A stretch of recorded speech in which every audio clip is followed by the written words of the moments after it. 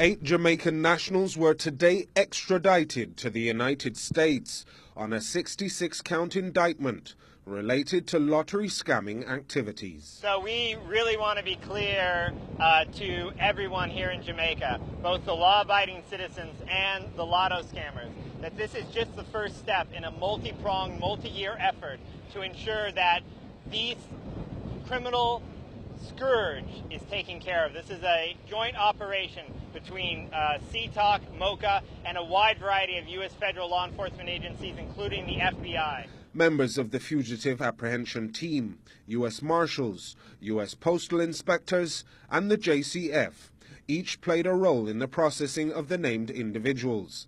Police Constable Jason Jahalal, Alric McLeod, Anil Brown, Kimberly Hudson, Dario Palmer, Janu Ann Morgan, Dahlia Hunter, and her son Kazray Gray. For these alleged criminals, they have been charged with a conspiracy to defraud over $5 million from America's most vulnerable citizens, and we are 100% confident that they're going to be spending decades in jail. The U.S. authorities have enjoyed a 100% conviction rate of all of those who have been extradited under the advance fee or lottery scamming laws. And according to Joshua Polachek, there are many more to come. Right now, we have dozens of extradition cases that are already at the extradition stage.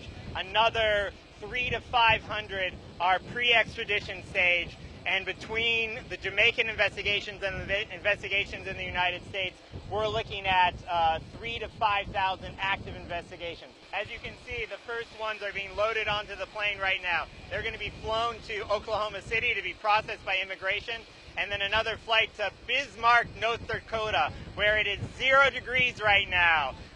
It is going to be a long 20 years in a federal penitentiary in North Dakota for these alleged criminals.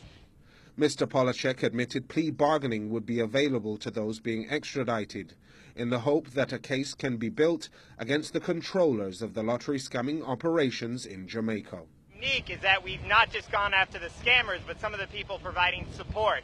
As you know, there's a police constable who's part of this extradition case. That shows that no one is above the law, and that if you provide support to these scammers, together we're going to find you, we're going to identify you, and we're going to get you onto a plane back to the United States. Joel Crosskill, CVM News.